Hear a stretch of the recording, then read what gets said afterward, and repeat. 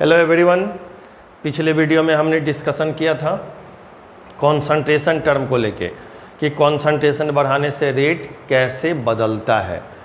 इसके लिए मेथड भी देखे थे, integrated rate law method, half life method, Ostwald method, initial rate law method, ये सब देखे थे। फर्स्ट ऑर्डर का काइनेटिक्स, सेकेंड ऑर्डर का kinetics, integrated rate law method में देखे थे।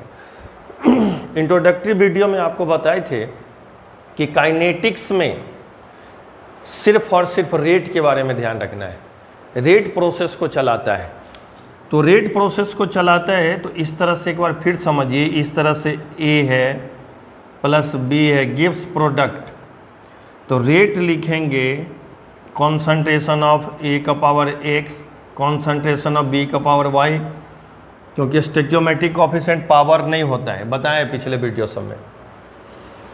तो बोले थे कि इसमें दो पार्ट होता है। इनिशियल वीडियो देखिएगा, इसको फर्स्ट पार्ट माने थे, इसको सेकंड पार्ट। इससे अभी तक बात कर रहे थे फर्स्ट पार्ट से। फर्स्ट पार्ट में आया था कॉन्संट्रेशन, मॉलिक्यूलरिटी, ऑर्डर, फिर ऑर्डर कैसे डिटरमाइन करेंगे, ये सब बात आया था। अब इसको भूल जाना है, कॉन्संट्रेशन टर्म को भूल जाना है। अब के से चलना है, रेट के से एक तरह से कहो डायरेक्टली, के बढ़ेगा तो रेट बढ़ेगा, के घटेगा तो रेट घटेगा। अब हमें कॉन्संट्रेशन टर्म को भूल जाना है। अब किसके साथ चलना है, के साथ। के मतलब रेट कांस्टेंट। इतना को बोलते हैं fundamental postulate of chemical kinetics, chapter विशेषांक, जो इंट्रोडक्टरी में बताए थे कि केमिकल काइनेटिक्स इतना ही बड़ा है। अभी तक हम लोग स्टडी किए हैं कॉन्संट्रेशन के साथ, उसमें ऑर्डर, मॉलिक्यूलरिटी, ऑर्डर कैसे डिटरमाइन करेंगे, ये सारा मेथड आपको बताएं। अब हम लोग चल रहे हैं के से, रेट कांस्टेंट से। तो लिखें effect of temperature on rate constant और rate of reaction. Rate constant को बढ़ाओगे तो रेट ऑफ रिएक्शन खुद बढ़ेगा। तो effect of temperature on rate constant और रेट ऑफ रिएक्शन, दोनों में से जो बोलना बोलिए। It is well established fact that temperature increases, rate of reaction increases. यह एक्सपेरिमेंटली established है, ये सच्चाई है। एक्सपेरिमेंट से देखा गया था कि टेम्परेचर बढ़ाने से रेट बढ़ता है। ये एक्सपेरिमेंटली established है, ये सच्चाई है। ये प्रूव कर दिया गया था कि टेम्परेचर बढ़ाने से रेट बढ़ता है, टेम्परेचर बढ़ाने से के बढ़ेगा, के बढ़ाने से रेट। तो इनिशियली यही आया था कि टेम्परेचर बढ़ाएंगे तो temperature increases, rate of reaction increases. Temperature increases, के इंक्रीजेज, रेट इंक्रीजेज। टेम्परेचर बढ़ाओगे के बढ़ेगा, के बढ़ेगा तो रेट बढ़ेगा, इतना ही। ये सच्चाई है, एस्टैब्लिश्ड है। अब इसी में टेम्परेचर बढ़ने से काइनेटिक एनर्जी बढ़ता है, काइनेटिक एनर्जी बढ़ने से वेलोसिटी बढ़ता है, वेलोसिटी बढ़ने से जेड बढ़ता है, जेड के कोलिजन फ्रीक्वेंसी कहते हैं। ये सब हम लोग देखेंगे कोलिजन फ्रीक्वेंसी में आगे में, ये सब। और फाइनली रेट बढ़ता है। तो ये टर्म काइनेटिक एनर्जी, जेड, ये सब ने हम लोग सीधा एक ही बार किस पर आ गए, रेट बढ़ेगा, टी बढ़ेगा तो के बढ़ेगा तो रेट बढ़ेगा। It is observe that increasing temperature by 10 degree C और 10 केल्विन, ये बहुत इंपॉर्टेंट लाइन है। आप टेम्परेचर डिफरेंस डिग्री C में लो या केल्विन में रहो, एक ही आएगा। ये डिफरेंस है, इंक्रीज किया जा रहा है। पहले T था तो T + 10 हुआ। अब तो T डिग्री C बोलो या T केल्विन, बात एक ही है। डिग्री में बोलते रहो, केल्विन में, जिसमें बोलना बोलो। तो it is observe that increasing temperature by 10 degree C, rate constant के बिकम्स 2 टाइम्स और 3 टाइम्स। जनरली 2 टाइम्स ही होता है, NCERT पढ़ोगे तो 2 टाइम्स ही देता है, लेकिन 3 टाइम्स भी होता है। तो आपको दे देगा कि 2 टाइम्स है कि 3 टाइम्स, सवाल में लिखता है। Rate becomes rate constant becomes 2 times और 3 टाइम्स, या उसी को बोल सकते हैं रेट बिकम्स 2 टाइम्स या 3 टाइम्स। रेट बिकम्स 2 टाइम्स या 3 टाइम्स। जब टेम्परेचर को 10 डिग्री से बढ़ाओगे, 10 केल्विन से बढ़ाओगे, ध्यान रखना है टेम्परेचर को बढ़ा रहे हैं, पहले 100 था तो 110 कर रहे हैं, तब रेट कांस्टेंट या रेट डबल हो जाएगा। For a chemical reaction with rise in temperature by 10 degree C, the rate constant is nearly double. तो आप डबल लेके ही चलो, NCERT का ये लाइन है, डबल डबल लेके ही चलो, लेकिन 3 गुना भी होता है, लेकिन अब जनरली क्या लेके चलना है, डबल। जब आप टेम्परेचर को 10 डिग्री से या 10 केल्विन से बढ़ाते हो तो रेट कांस्टेंट या रेट डबल हो जाता है, ट्रिपल भी होता है, कभी कभी 1000 गुना भी होता है, लेकिन जनरली लेके चलना है, कभी कभी नहीं।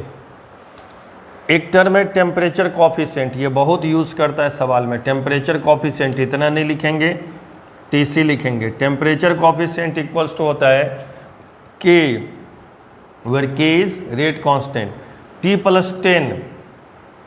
अब जो ये T+10 है, इसको आप डिग्री C में लीजिए, केल्विन में लीजिए, जिसमें मन है लीजिए। T+10 अपॉन KT रेशियो है, ऊपर वाले रेट कांस्टेंट है, नीचे वाले रेट कांस्टेंट में क्या डिफरेंस है, 10 डिग्री का या 10 केल्विन का।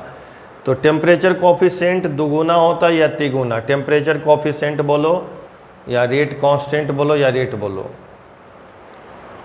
टेम्परेचर कॉफिशिएंट वही होता है, रेट कांस्टेंट वही होता है रेट ऑफ रिएक्शन। तो 10 डिग्री से बढ़ाओगे तो ये डबल हो जाएगा, ट्रिपल हो जाएगा, कभी कभी 1000 गुना होता है जब टेम्परेचर को आप 10 डिग्री से बढ़ाते हो। लेट टेम्परेचर बराबर 25 डिग्री C मान लिए हैं, तो टेम्परेचर कॉफिशिएंट हो जाएगा 35 अपॉन 25, यहाँ 25 रखेंगे, यहाँ 25, तो टेम्परेचर कॉफिशिएंट का वैल्यू हो जाएगा 2 या 3 देगा आपको सवाल में। मैं अभी सवाल भी करवाता हूँ, दे देता है कि दुगुना हो रहा है कि तिगुना, नहीं कुछ लिखा रहता है तो डबल लिखता ही है, डबल है। तो एक टेम्परेचर कॉफिशिएंट बराबर क्या होता है, K rate constant, T+10 degree C या केल्विन, चेंज केल्विन हो या डिग्री C एक ही होता है, अपॉन KT। ये टेम्परेचर कॉफिशिएंट होता है, it is ratio of 2 rate constant separated by 10 degree C। Temperature coefficient को डिफाइन भी कर सकते हैं आप कि व्हाट इज टेम्परेचर कॉफिशिएंट, तो it is ratio of 2 rate constant, it is ratio of 2 rate constant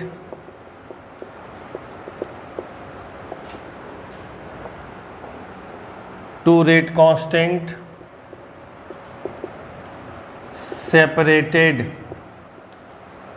bye 10 degree C या 10 kelvin. कितना से अंतर है दोनों में, 10 डिग्री C या 10 kelvin. It is ratio of 2 rate constant separated by 10 degree C। तो 2 रेट कांस्टेंट है, जैसे एक रेट कांस्टेंट हो जाएगा 35 डिग्री, तो दूसरा रेट कांस्टेंट है 25 डिग्री पे।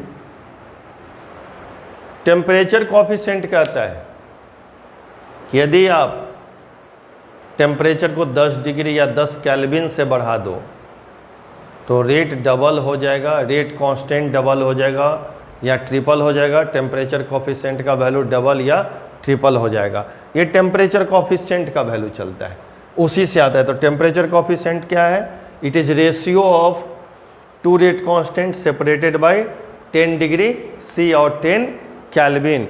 ये रेशियो है 2 रेट कांस्टेंट का, जो कि सेपरेट किया जाता है 10 डिग्री C या 10 कुछ सवाल है टेम्परेचर कॉफिशिएंट से रिलेटेड।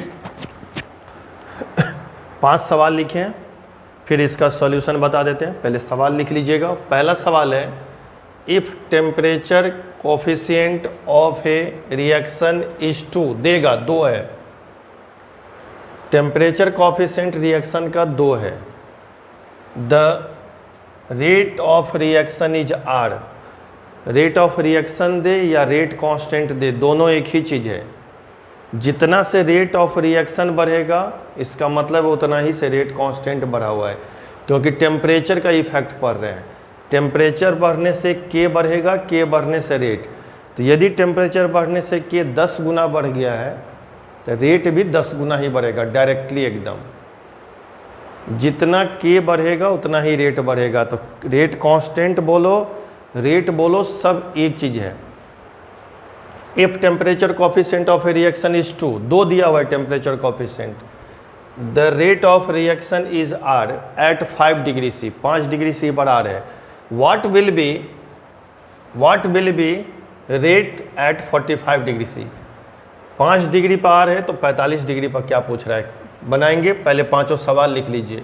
दूसरा है इफ टेम्परेचर कोफिशिएंट इज 3, अब 3 है इसमें दिया है, सवाल में दिए हैं। The rate constant, rate constant बोले या रेट ऑफ रिएक्शन बोलो, एक ही है।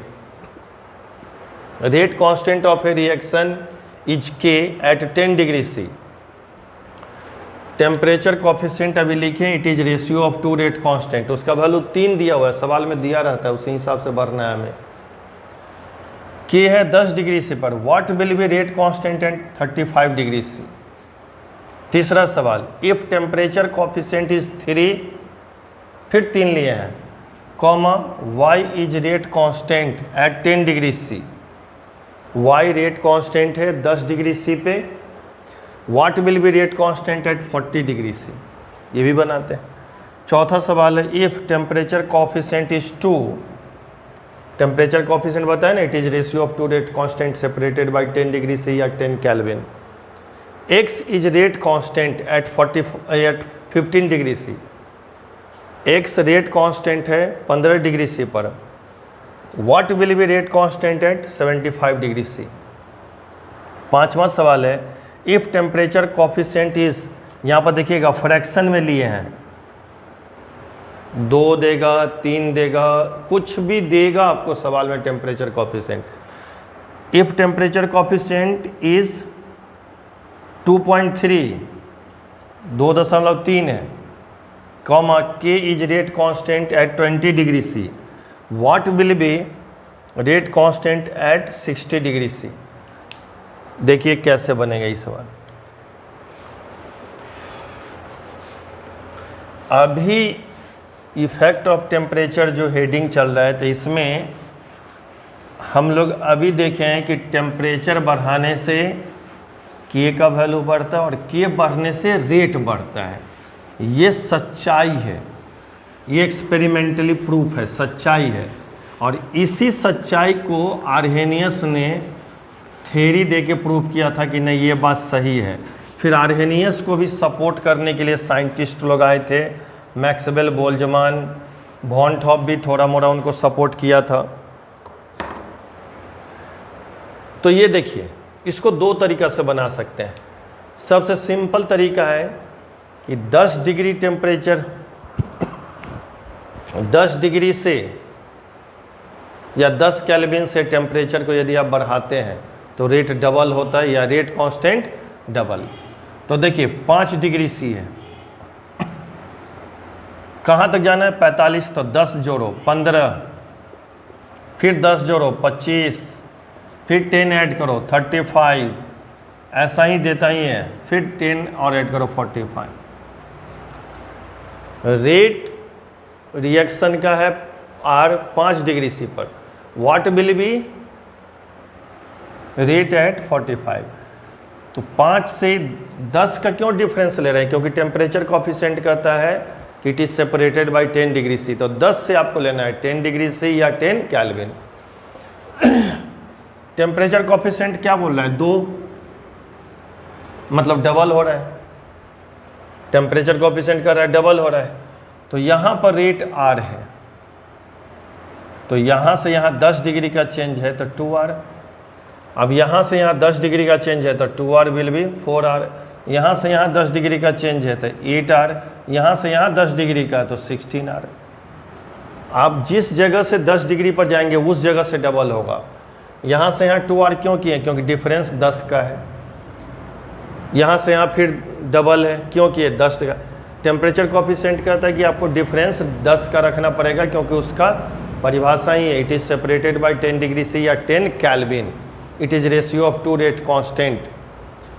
तो R था 5 डिग्री से पर, 2R हो गया 15, 10 का डिफरेंस, 4R। यहाँ से यहाँ जाएंगे तो 10 का डिफरेंस है डबल। अब यहाँ से यहाँ डबल होगा, इधर जितना भी वैल्यू रहेगा वो डबल हो जाएगा 10 डिग्री से करिएगा तो। फिर 8 है, 8R है, यहाँ से यहाँ डबल हो जाएगा 16R। तो आंसर विल बी 16R। ऐसे बना लीजिए, नहीं तो एक तरीका और है। एक तरीका और क्या है कि जो टेम्परेचर कोफिशिएंट का वैल्यू दिया रहे उसका पावर कर देना है कितना, 10 का डिफरेंस है। टेम्परेचर कोफिशिएंट जो दिया रहेगा उसका पावर कर देना है 10 का डिफरेंस। तो 10 का डिफरेंस काउंट करते हैं, तो 1 10 का डिफरेंस, 2 10 का डिफरेंस, 3 10 का डिफरेंस, 4, मतलब 10 कितना मिला? 10, 4 मिला, मतलब 4 10 का डिफरेंस है इसमें। 1 10 का अंतर डिफरेंस, 2 10 का डिफरेंस, 3 10 का डिफरेंस, 4 10 का।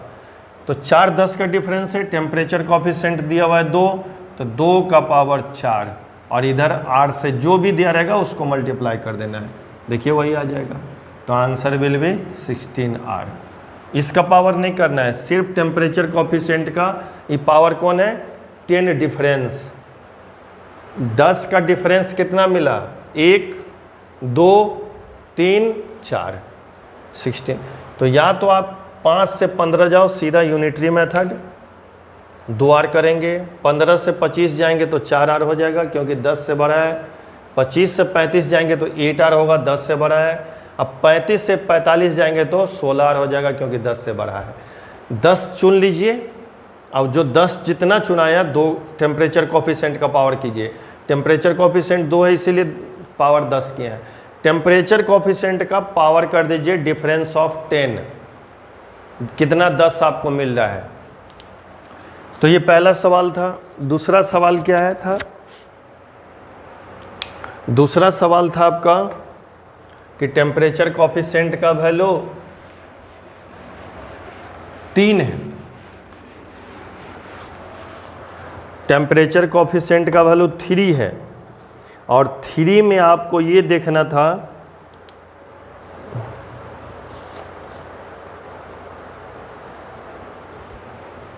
टेम्परेचर कोफिशिएंट 3 दिया हुआ है दूसरा में, और रेट कांस्टेंट था K 10 डिग्री पर। तो आपको निकालना था 35 पर, 35 पर निकालना था आपको। देखिए ये अच्छा है, 10 से 20 जाएंगे, 20 से 30 जाएंगे, और 30 से 40 जाएंगे, सब डिग्री सी का है। इस पर रेट कांस्टेंट का वैल्यू दिया हुआ है, ये रेट कांस्टेंट है, लिखे हैं रेट कांस्टेंट है। ये रेट भी दे देता, रेट कांस्टेंट है या रेट, एक ही चीज़ है दोनों। टेम्परेचर कोफिशिएंट दिया हुआ है 3, तो 10 से 20 जाएगा तो यहाँ हो जाएगा 2K डबल, फिर यहाँ से यहाँ जाएगा तो ये हो जाएगा 4K इसका डबल, और यहाँ से यहाँ जाएगा तो ये हो जाएगा 8K। लेकिन 8K नहीं बोलेंगे, क्योंकि आपको इस पर नहीं लाना है, आपको क्या लाना है? 35 डिग्री सी पर लाना है, 35 डिग्री सी पर। तो बहुत सारा बच्चा इसमें क्या करता है, कन्फ्यूजन देखिए, एवरेज ले लेता है इस तरह से कि 30 पे 4K है और 40 पे 8K है, एवरेज 2 कर दिया, मतलब 12K/2 6K कर दिया, यहाँ पर एवरेज लेता है। ये बिल्कुल गलत है, एवरेज लेता है। बहुत क्लास में जब पढ़ाते हैं तो आप जब गलती करते हैं तो मुझे पता चलता है कि बच्चे क्या कर दिए हैं। एवरेज नहीं लेना है आपको, ऐसा नहीं कि 30 और 40 के बीच का 35 है ना, एवरेज टेम्परेचर होता है, तो एवरेज रेट कांस्टेंट नहीं लेना है, यही बात यहाँ पर ध्यान रखना है। इस तरह एवरेज नहीं कर देना है कि 30 और 40 का 70 को 2 से भाग देंगे 35, तब 35 पर एवरेज ले लिए। आपको यहाँ पर लाना है, यहाँ पर 35 पे लाना है आपको। तो इसमें क्या करना है सो देखिए, फिर 10 का चुनाव करना है। 10 का डिफरेंस कितना है, 1 10 का डिफरेंस, 2 10 का डिफरेंस, और यहाँ पर 10 का डिफरेंस नहीं लेना है, 5 का डिफरेंस लेना है, यहाँ से यहाँ तक 5 का। तो टेम्परेचर कोफिशिएंट कितना है, 3, तो इस तरह से निकालेंगे, 3 का पावर 2.5 इंटू के, ये हो जाएगा। मतलब यहाँ पर जो हो जाएगा इसका रेट कांस्टेंट, ये 4 इंटू √3k कर। अच्छा ये तिगुना हो रहा था ना, एकदम एक मिनट, ये 9, ये 3k तिगुना हो रहा है, तिगुना हो रहा है, टेम्परेचर कोफिशिएंट 3 है, तो यहाँ पर हो जाएगा 9k। टेम्परेचर कोफिशिएंट का चल रहा है 3, सॉरी,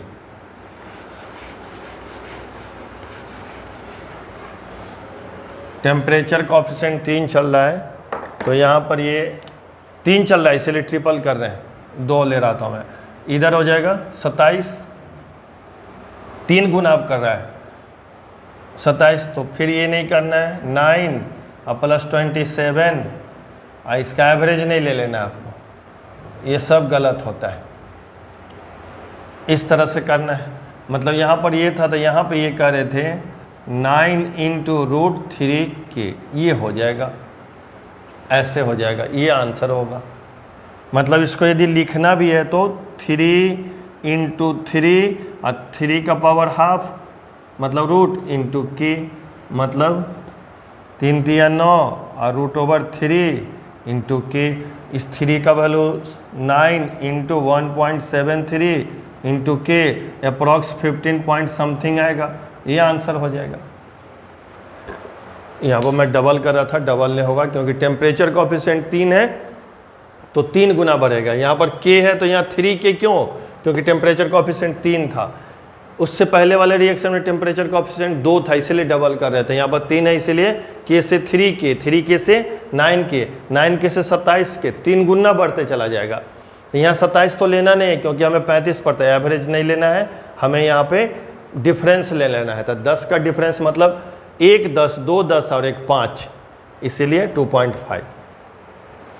ये तिगुना क्यों किए, क्योंकि सवाल में ही दिया है टेम्परेचर कोफिशिएंट 3 है, तो k है तो 3k, इसका यहाँ 3 गुना और इसका 3 गुना, तो इसी तरह बढ़ेंगे, यहाँ √3 हो जाएगा, ये आंसर हो जाएगा। ये था। दूसरा था आपका टेम्परेचर कोफिशिएंट अगेन 3 था, रेट कांस्टेंट y था 10 डिग्री पे।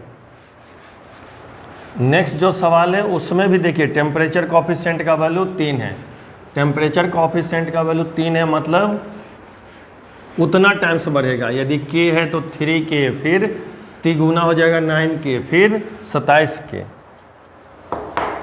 फिर जो नेक्स्ट सवाल था टेम्परेचर कोफिशिएंट का वैल्यू 3, 10 डिग्री C पे, y था रेट कांस्टेंट, और ये आपको सवाल पूछ रहा था 40 पे, 40 डिग्री C पे।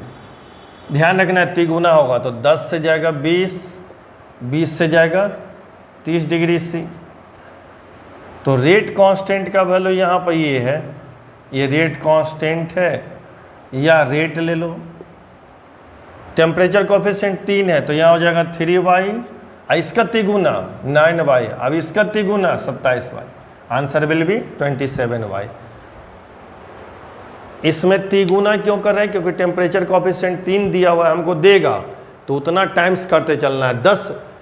10 डिफरेंस में 3 गुना, फिर दूसरा 10 डिफरेंस में 3 गुना, फिर तीसरा 10 डिफरेंस में वहां से 3 गुना। इसको ऐसे भी करेंगे, फिर 3 क्यों 3, क्योंकि टेम्परेचर कोफिशिएंट दिया हुआ है। कितना 10 का डिफरेंस है, 1 10 का डिफरेंस, 2 3, तो 3 का पावर 3 और ये y। ऐसे भी टेम्परेचर कोफिशिएंट का डिफरेंस, टेम्परेचर कोफिशिएंट का पावर कर देना है जो 10 का डिफरेंस है, ये कर देना है, ये हुआ। नेक्स्ट जो प्रॉब्लम है आपका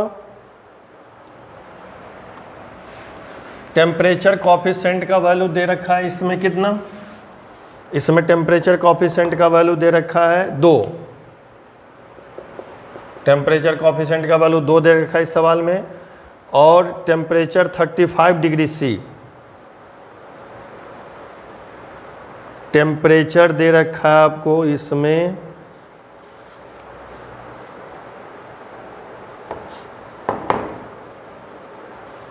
टेम्परेचर दे रखा है 15 डिग्री सी।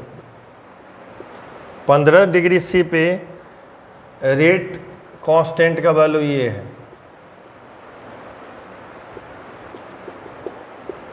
x। टेम्परेचर कॉफिशिएंट डबल है दे रखा है, और x है रेट कांस्टेंट 45 पर, ये 15 पर, आपसे 75 पर पूछ रहा है। 75 पे बताओ कितना होगा। 15 में 10 जोड़ो, अगेन 25, 10 जोड़ो 35, 10 ऐड करो 45, फिर 10 ऐड करो 55, फिर 10 ऐड करो 65, फिर 10 ऐड करो 75। 10 का डिफरेंस हमें लेके चलना है। टेम्परेचर कॉफिशिएंट कितना दिया हुआ है सवाल में, देखना है, ध्यान रखना है कि कितना दे रखा है नहीं दे रखा है। तो टेम्परेचर कॉफिशिएंट 2 रखा हुआ है, तो 2 है, तो यहाँ 2 है, इसका मतलब डबल होगा, यहाँ पर हो जाएगा 2x, यहाँ से यहाँ 10, 2x क्यों किए, क्योंकि 10 से बढ़ रहा है, डबल होगा। इससे पहले वाले में ट्रिपल, क्योंकि टेम्परेचर कॉफिशिएंट 3 था। अब यहाँ से यहाँ आने पे 4x, इसका डबल, यहाँ से यहाँ आने पे 8x, यहाँ से आने पर 16x, यहाँ से आने पर 32x, वहाँ से यहाँ जाने पर 64x। ये हो जाएगा आंसर। और नहीं तो ऐसे भी निकालिए, टेम्परेचर कॉफिशिएंट का वैल्यू 2 और कितना 10 डिफरेंस है, 1 10 difference, 2 10 difference, 3 10 difference, 4 10 difference, 5 10 difference, 6 10 difference. Power 6 करिए और x करिए, ये वही आ जाएगा। 6 बार गुना करके देख लीजिए, वही आ जाएगा 64। नेक्स्ट जो सवाल था, नेक्स्ट सवाल इसमें दिया हुआ था टेम्परेचर कॉफिशिएंट का वैल्यू फ्रैक्शन में, देखिए कुछ भी दे सकता है। इसमें 2 था तो डबल कर रहे हैं, अब इतना गुना। टेम्परेचर कॉफिशिएंट ये है, और फिर 20 डिग्री सी पे x है रेट कांस्टेंट, x नहीं r ही लिया हुआ यहाँ पर, या कुछ भी ले लें, रेट r ही ले लीजिए, रेट कांस्टेंट या रेट r। आपसे 60 पर पूछ रहा है कि क्या होगा। 30 degree C, 40 degree C, 50 degree C. Temperature coefficient कितना है 2.5, तो इतना से अब बढ़ेगा। ये r है तो ये हो जाएगा 2.3 r, ऐसे फिर ये हो जाएगा इसका दुगुना ये, और यहाँ पर 10 डिफरेंस काउंट कर लो, 2 3 4, तो ये हो जाएगा टेम्परेचर कॉफिशिएंट का ये जो दिया उसका 10 डिफरेंस पावर कर दीजिए, तो 10 का डिफरेंस 4 और r या x। यहाँ पर क्या हो जाएगा 2 × 2.3x, यहाँ पर उसका और डबल, वहाँ पे और डबल। तो ये आंसर, जो टेम्परेचर कॉफिशिएंट दे उसका पावर 10 का जो अंतर आ रहा है, वो कहीं पर 10 का अंतर नहीं आ रहा है, 5 का अंतर आ रहा है, तो रूट ले लीजिए, हाफ ले लीजिए, आपका सवाल बन जाएगा। जो टेम्परेचर कॉफिशिएंट देना उसका ही करना है। मेरे ख्याल से इस तरह का सवाल आप लोग बना लेंगे। एक लास्ट सवाल मैं इस पर देता हूँ। लास्ट सवाल ये है, let temperature coefficient to rate of reaction is R at 35 degree C, 35 degree C पर यह है। What will be rate of reaction? देखो रेट ऑफ रिएक्शन बोले या रेट कांस्टेंट बोले, दोनों एक ही चीज़ है। What will be rate of reaction at 100 degree C? Temperature coefficient मालूम है, टेम्परेचर कॉफिशिएंट यदि 2 है इसका मतलब डबल करेगा वो। R है या एक्स होगा या के है, कुछ भी दे दे। अगेन मैं रिपीट कर रहा हूँ, रेट दे या रेट कांस्टेंट दे, एक ही चीज़ होता है बच्चे, ये ध्यान रखना है। रेट और रेट कांस्टेंट यहाँ पर एक ही चलता है टेम्परेचर के साथ। कहने का मतलब यदि रेट कांस्टेंट बढ़ेगा तो रेट बढ़ेगा, या रेट बढ़ेगा तो रेट कांस्टेंट बढ़ेगा, एक ही होता है, तो इसमें कन्फ्यूजन नहीं करना है। अब देखिए इसको, टेम्परेचर कॉफिशिएंट है 35 से, चलिए 35 डिग्री सी पे आर है, 10 का डिफरेंस लेते चलो, 45 से, नहीं कुछ समझ में आएगा 2R करेंगे।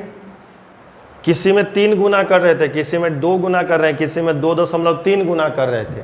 जितना टेम्परेचर कॉफिशिएंट रहे उतना ज़्यादा मल्टीप्लाई होते चला जाता है उससे उसका। नेक्स्ट 10 वाला में 55 पे ये हो जाएगा 4R। सवाल जब भी देता है ना एग्जामिनेशन में तो ऐसा देता है ना, जो बहुत बार पूछा है कि फटाफट बन जाए, 30 से 40 सेकंड में बने, तो आप पढ़ते हैं तो थोड़ा होता है कि फ्रैक्शन का भी सवाल सब देख ले। 65 डिग्री सी पे देख लीजिए 8R, 75 डिग्री सी पे 16R, 85 डिग्री सी पे 32R, 95 डिग्री सी पे 64R। अब देखिए 100 डिग्री सी पूछ रहा है, 105 डिग्री से होता तब 10 का डिफरेंस होता है, तो 8 और 12 128 R हो जाता। ये 128 R कब होता? 105 पर। लेकिन ध्यान रखिए आपको 100 पर ही पूछा हुआ है, 100 डिग्री सी पे। तो अभी बोले थे एवरेज तो लेना नहीं है, एवरेज तो करना नहीं यहाँ पे, तो यहाँ पर क्या करना है 64 इंटू, इस पर क्या करना है 64 इंटू √2R कर देना है, डिफरेंस कर देना है। देखिए टेम्परेचर कॉफिशिएंट का वैल्यू कितना है 2, 10 का डिफरेंस देखिए, 1 10 का डिफरेंस, 2 10 का डिफरेंस, 3 10 का डिफरेंस, 4 10 का डिफरेंस, 5 6 और 6 और इधर आधा, तो 10 का डिफरेंस 6.5 मल्टीप्लाइड R, यही आंसर हो जाएगा। एवरेज नहीं लेना है, फिर से मैं बोल रहा हूँ, ऐसा नहीं कि एवरेज ले लीजिएगा 64 प्लस 128R/2, ये सब गलत तरीका होता है, ये एवरेज नहीं चलता है, क्योंकि बच्चे करते हैं इस तरह, एग्जाम में सवाल भी रहता है, एवरेज नहीं होता है इसमें। तो इसका क्या हो जाएगा 2 इंटू 2 इंटू 2 इंटू 2, 1 2 3 4 5 6 और 1 2 का रूट इंटू R, यही मल्टीप्लाई करके आ जाएगा। तो टेम्परेचर कॉफिशिएंट से आपका सवाल बढ़ेगा, ये सवाल बन जाएगा।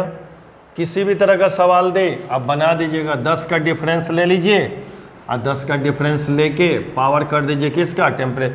एक और इस तरह का सभी कभी कभी सवाल देता है, जैसे सपोज कीजिए 35 डिग्री सी पे आपसे बोल दिया कि रेट कांस्टेंट का वैल्यू है 10 गुना 10 का पावर -2, ये के है, रेट कांस्टेंट का वैल्यू है K. What will be rate constant at 25 degree C, तो बच्चे इसमें कंफ्यूज करता है, इसके बीच का डिफरेंस कितना 10, तो 35 पर इतना है, आपसे 25 पर पूछ रहा है तो इसका हाफ हो जाएगा कि नहीं। अरे आगे से जब पीछे चल सकते हैं डबल करके, तब आगे पीछे से आगे चल सकते हैं, तो आगे से पीछे नहीं आ सकते हैं, हाफ कर देंगे। आपसे इस पर पूछ रहा है कि के का वैल्यू बताओ, जब ये 35 पर कितना है, कुछ भी है 2 इंटू 5 इंटू 10⁻⁻² के, मतलब 2 है रेट कांस्टेंट का वैल्यू। आपसे क्या पूछ रहा है, कितने पर 25 पर, के पूछ रहा है यहाँ पर। तो यदि यहाँ पर ये है 5 इंटू 10⁻⁻², तो इसका हाफ हो जाएगा, यहाँ पर ये हो जाएगा 5/2 इंटू 10⁻², मतलब 2.5 इंटू 10⁻⁻, इसका डबल है ना ये, यहाँ से यहाँ के बीच में 10 डिग्री सी से चेंज है तो डबल है, तो इसका ही डबल होना चाहिए। कभी कभी 90 पर दे देगा, बोलेगा 30 पर बताइए, 90 पर x है, 90 पर कुछ है रेट कांस्टेंट का, तो 30 पर नहीं आ जाएंगे, उतना हाफ हाफ से डिवाइड करते चले जाएंगे। तो कुछ भी करेंगे और टेम्परेचर कॉफिशिएंट देगा कि 2 गुना है कि 4 गुना। तो इस तरह का सवाल कुछ भी दे तो टेम्परेचर कॉफिशिएंट क्या है, ये एस्टैब्लिश्ड फैक्ट है कि टेम्परेचर बढ़ाएंगे तो रेट कांस्टेंट बढ़ेगा, और रेट कांस्टेंट बढ़ेगा तो रेट बढ़ेगा। केमिकल काइनेटिक्स में आपको सारा चीज ध्यान देना है, रेट,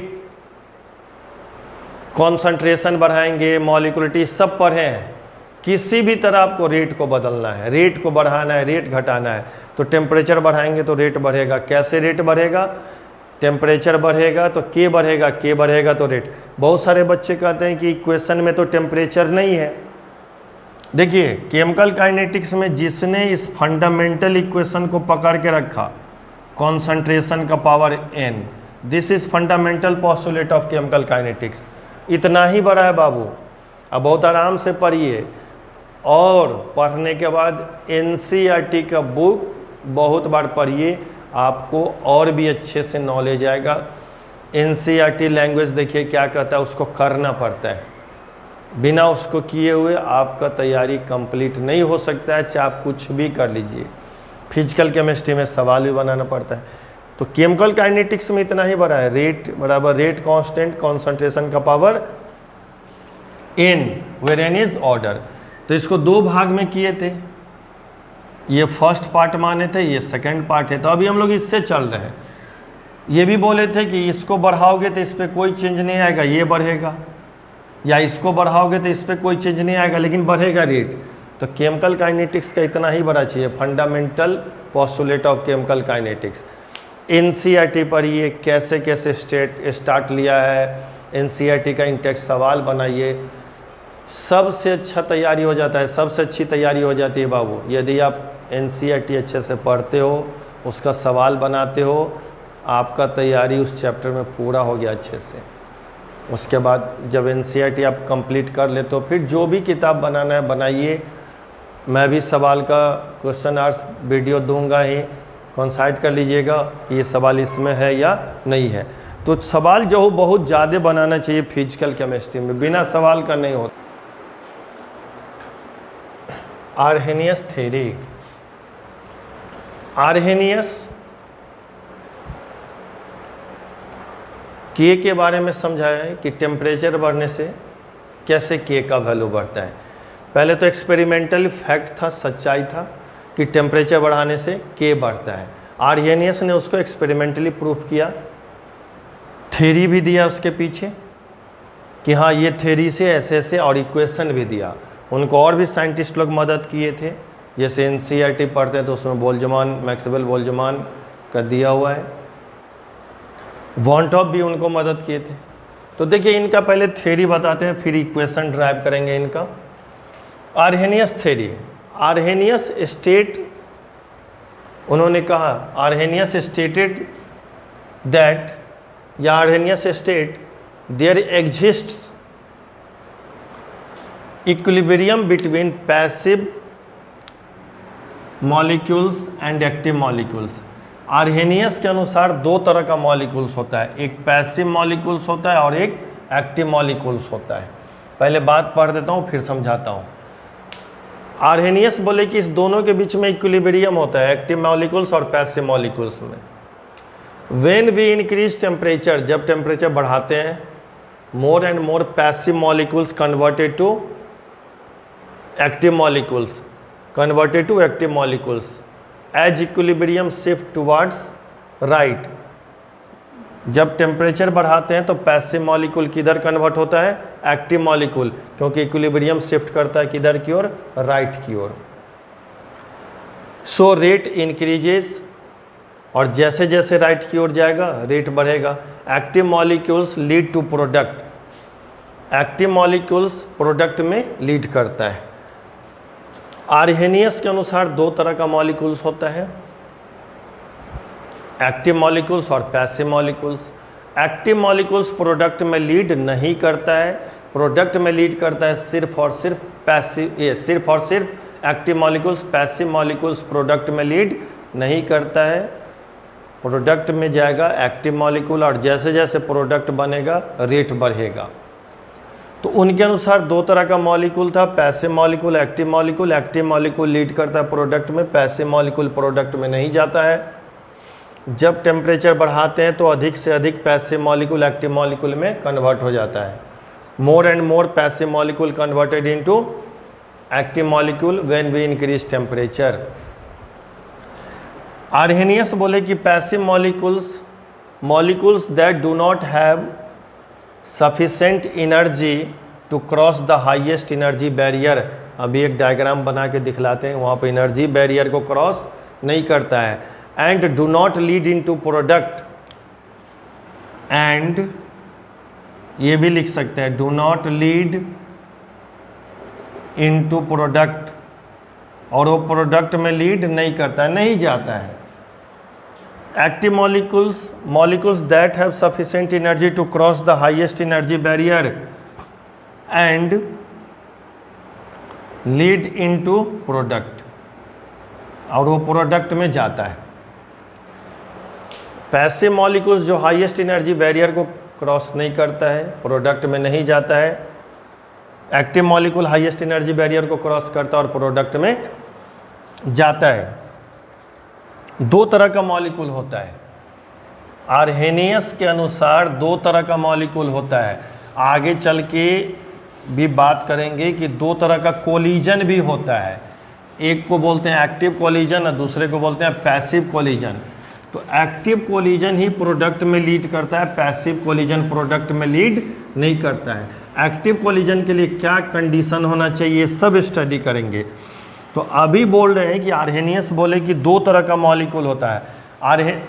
साइंटिस्ट लोग क्या किए, सभी मॉलिक्यूल को लेके चलना शुरू कर दिए, सभी कोलिजन को लेके चलना शुरू किए। जब सभी कोलिजन को लेके चलना शुरू किए तो एक्सपेरिमेंटल रिजल्ट से कॉन्साइड नहीं करता था, थ्योरेटिकल रिजल्ट मेल नहीं खाता था। तब आर्हेनियस बोले कि सभी कोलिजन प्रोडक्ट में नहीं जाएगा, सिर्फ और सिर्फ एक्टिव कोलिजन जाएगा। सभी मॉलिक्यूल प्रोडक्ट में लीड नहीं करेगा, प्रोडक्ट में नहीं जाएगा, सिर्फ और सिर्फ एक्टिव जाएगा। प्रोडक्ट में जब तक नहीं जाएगा रेट कैसे डिटरमाइन होगा, रेट कैसे निकालोगे? रेट क्या है? Change in concentration upon change in time. Concentration को टाइम के रिस्पेक्ट में लेते हैं तो उसको बोलते हैं रेट। तो ये पैसिव मॉलिक्यूल उसको कहते थे जिसके पास सफिशेंट प्रचुर मात्रा में एनर्जी नहीं रहता था, वो सफिशेंट एनर्जी नहीं रहता था, इसलिए बैरियर को क्रॉस नहीं करता था। ये देखिए हाईएस्ट एनर्जी बैरियर क्या है, ये देखिए, ये डायग्राम बनाते हैं। ये what is highest energy barrier, देखिए इधर दिखलाया जाता है प्रोग्रेस ऑफ रिएक्शन, इधर दिखलाया जाता है एनर्जी। और ये जो एनर्जी होता है ना, ये पोटेंशियल एनर्जी, एनसीईआरटी पढ़ते हैं तो पोटेंशियल एनर्जी है, पहले समझना है इसको। ये जो देख रहे हैं यहाँ से यहाँ तक इंटरनल एनर्जी बोल लेते हैं, या इसको बोला जाता है एचआर, इंथैल्पी ऑफ रिएक्टेंट, और यहाँ से यहाँ तक को बोलेंगे HP, enthalpy of product P. एक है एचआर, एक है एचपी। ये जो दिख रहा है ये है एक्टिवेशन एनर्जी। सभी टर्म को वन बाय वन डिफाइन करेंगे। ये एक्टिवेशन एनर्जी है, इधर लिख रहा हूँ ये एक्टिवेशन एनर्जी ये है। ये इंटरनल एनर्जी हो गया, ये A+B रिएक्टेंट है। बताएंगे कि कोलिजन होता है, कोलिजन के बाद एनर्जी होता है, एनर्जी मिलने के कारण चढ़ता है। तो A+B रिएक्टेंट आपस में कोलाइड करके इस बैरियर पे चढ़ना शुरू किया, ऐसे ऐसे ऐसे चढ़ना शुरू किया, इसको चढ़ा क्रॉस, ये मॉलिक्यूल्स दिखला रहा हूँ ऐसे ऐसे, इस बैरियर को इधर क्रॉस कर गया, ऐसे क्रॉस कर गया तो प्रोडक्ट में लीड कर गया C+D। इधर जो आ गया ना ये एक्टिव मॉलिक्यूल्स है।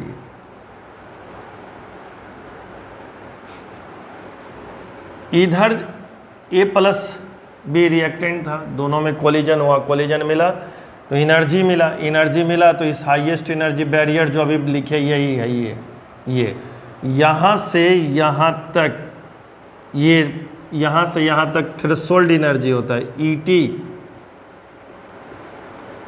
मैं इसको यहाँ पर लिख रहा हूँ, ये ET है, ये ET थ्रेशोल्ड एनर्जी। और ET में क्या क्या टर्म आ जाएगा? Enthalpy of reactant plus activation energy, threshold energy. ये हाईएस्ट एनर्जी बैरियर ये है, ये जो पॉइंट देखते हैं हाईएस्ट पोटेंशियल एनर्जी, यही है ये point, this is highest energy barrier. A plus B दोनों कोलाइड किया, एनर्जी मिला, यहाँ पर आया तो AB स्टार बनता है। AB स्टार को एक्टिवेटेड कॉम्प्लेक्स कहते हैं, या इसी को बोला जाता है ट्रांजिशन स्टेट। ट्रांजिशन स्टेट इसी को, एक्टिवेटेड कॉम्प्लेक्स को। एक्टिवेटेड कॉम्प्लेक्स कहाँ पर बना? Highest energy barrier, this is highest energy barrier, ये हाईएस्ट एनर्जी बैरियर है। ये E और B का ये अपना एनर्जी है, इंटरनल एनर्जी मॉलिक्यूल का, E और स्पेसीज का। ये दोनों कोलाइड किया, एनर्जी मिला, ये चढ़ना शुरू किया, ऐसे ऐसे चढ़ा, जो इसको क्रॉस कर गया प्रोडक्ट में लीड किया एक्टिव मॉलिक्यूल, और जो इसी पाथ पे वापस आ गया इसको passive molecules. Passive molecules do not have sufficient amount of energy to cross highest energy barrier. जो इसी पाथ पे वापस आ गया वो हो गया पैसिव मॉलिक्यूल्स, और जो इसको क्रॉस कर गया वो हो गया एक्टिव मॉलिक्यूल्स। इधर से इधर देखिए, ये इस तरह, ये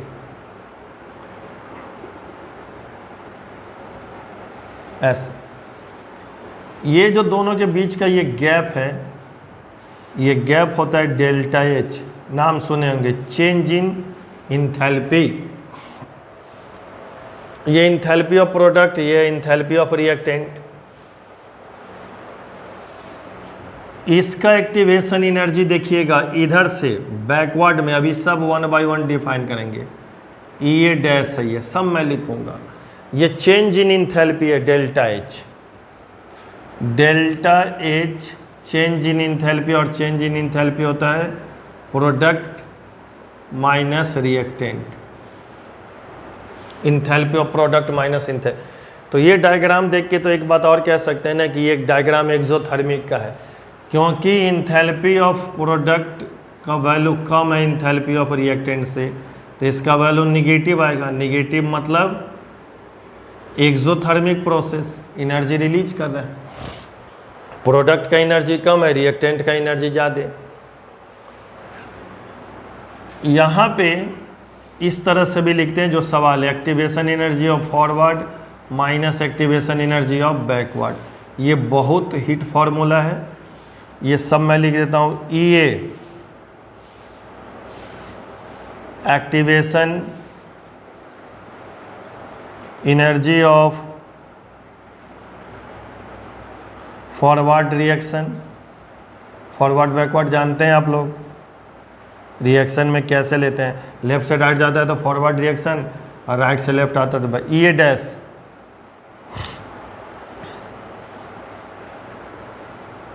activation energy of backward reaction.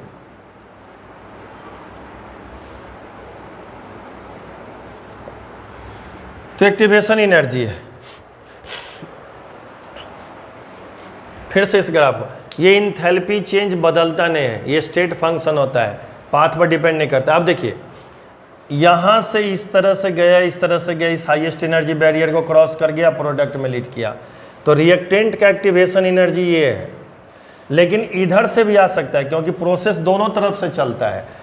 इधर से यदि ऐसे आएगा, इसको क्रॉस करेगा, तो एक्टिवेशन एनर्जी ये C प्लस डी यदि इधर जाए, आप मतलब आप C प्लस डी को रिएक्टेंट मान लीजिए और A प्लस बी को प्रोडक्ट, तो C प्लस डी जब प्रोडक्ट में जाएगा तो इसको क्रॉस करेगा यहाँ पर, ये तो यहाँ पर इसको क्रॉस करने के लिए ये एनर्जी चाहिए, ये एक्टिवेशन एनर्जी है। तो activation energy of backward reverse reaction, और ये एक्टिवेशन एनर्जी ऑफ फॉरवर्ड। इस ग्राफ को फिर से समझिए, ये इंटरनल एनर्जी है, या इंथैल्पी ऑफ रिएक्टेंट है, अपना एनर्जी है, ए प्लस बी रिएक्टेंट है, दोनों कोलाइड किया, एनर्जी मिला, चढ़ना शुरू किया, यहाँ पे आके ए बी स्टार बना जिसको एक्टिवेटेड कॉम्प्लेक्स बोलते हैं या ट्रांजिशन स्टेट। ये हाईएस्ट एनर्जी बैरियर है। इस हाईएस्ट एनर्जी बैरियर को यदि वो क्रॉस कर गया तो एक्टिव मॉलिक्यूल, और एक्टिव मॉलिक्यूल के बारे में क्या लिखे, molecules which have sufficient amount of energy to cross the highest energy barrier and lead into product. Passive molecules do not have sufficient amount of energy and to cross the highest energy barrier and do not lead into product. अभी लिखे हैं इसके पास sufficient amount of energy नहीं होता है जो इस barrier को क्रॉस कर जाए। अब बैरियर को क्रॉस नहीं करेगा तो प्रोडक्ट में लीड। तो पैसिव मॉलिक्यूल किसको कहेंगे, जो प्रोडक्ट में लीड नहीं करता है, नहीं जाता है। क्यों नहीं जाता है, क्योंकि उसके पास उतना ज़्यादा एनर्जी नहीं है जिस एनर्जी से वो इसको क्रॉस कर जाए। और जो इसको क्रॉस कर गया वो active molecules lead into product. यही बात अभी लिखे हैं। तो ये डायग्राम समझ में आ गया। ये हाईएस्ट एनर्जी बैरियर है, यहाँ से ये ET threshold energy, minimum amount of energy required to cross the highest energy barrier is called threshold energy. Activation energy में देखिए पहले से इतना एनर्जी रिएक्टेंट को है, बाहर से इतना एनर्जी सप्लाई किया गया है, इतना एनर्जी बाहर से दिया जाता है, मतलब additional surplus amount of energy is required to cross the highest energy barrier. सबको हाईएस्ट एनर्जी बैरियर क्रॉस करना है, और जब तक हाईएस्ट एनर्जी बैरियर क्रॉस नहीं करेगा प्रोडक्ट में लीड नहीं करेगा। यहाँ से देखिए एक्टिवेशन एनर्जी और फॉरवर्ड रिएक्शन, एक्टिवेशन एनर्जी बड़ा इसमें कौन है, from this diagram activation energy और बैकवर्ड रिएक्शन ज़्यादा है, इसका मतलब अगेन ये निगेटिव आएगा। निगेटिव आने का मतलब प्रोसेस, ये फार्मूला बहुत हिट है, इस पर सवाल सब भी है, मैं भी करवा दूंगा। डेल्टा एच क्या है, change in enthalpy which is path independent which is state function, activation energy of forward minus activation energy. ये सब को जितना स्टार करिए इस फार्मूला को कम है, क्योंकि बहुत बार सवाल आया है इस पर। ये ग्राफ समझ में आ गया होगा। रिएक्टेंट चढ़ना शुरू किया, जो इसको क्रॉस कर गया इधर आ गया एक्टिव मॉलिक्यूल्स, जो क्रॉस नहीं किया पैसिव। इसको बोलते हैं हाईएस्ट एनर्जी बैरियर, जो लिखे हैं अभी। हाईएस्ट एनर्जी बैरियर पर क्या फॉर्मेशन होता है, एक्टिवेटेड कॉम्प्लेक्स या transition state. Activated complex is formed at highest energy barrier. Threshold energy क्या है, एकदम जीरो से यहाँ तक के बीच जो मिनिमम चाहिए, the minimum amount of energy required to cross the highest energy barrier. Threshold energy बराबर क्या होता है, enthalpy of reactant plus activation energy. इस एक्सिस पर पोटेंशियल एनर्जी दिखला रहे हैं, इस एक्सिस पर दिखला रहे हैं progress of reaction.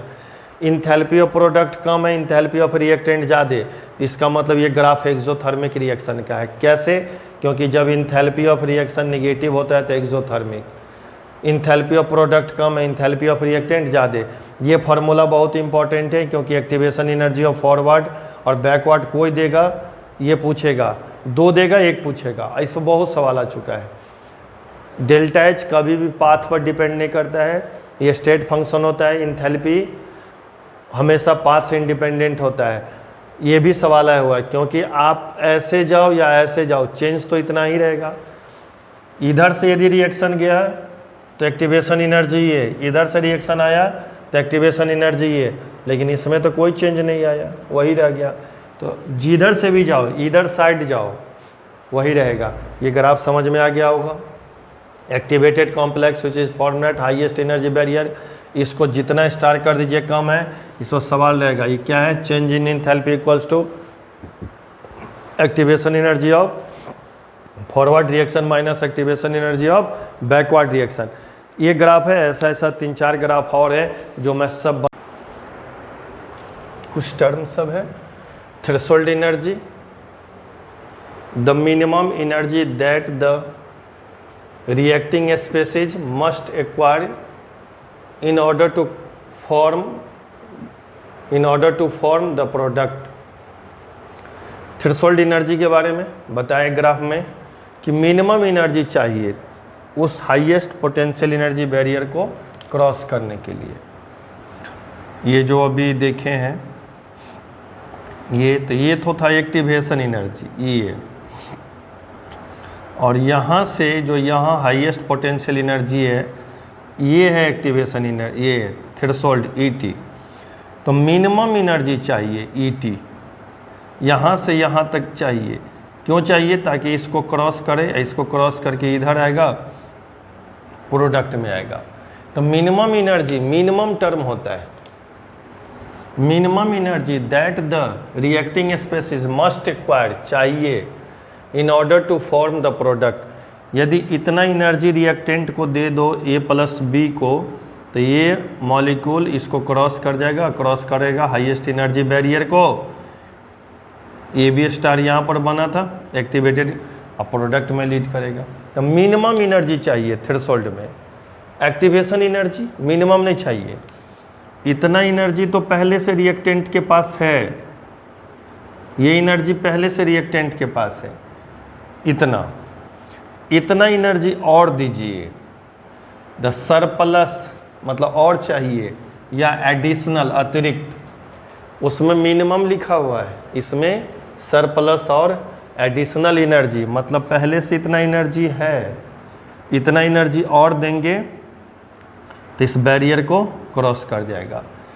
The surplus और additional energy must be supplied two molecule so that they cross the highest potential energy barrier. Activated complex, ये जो यहाँ पर ये बनाया है, it is formed at highest energy barrier, it has highest potential energy.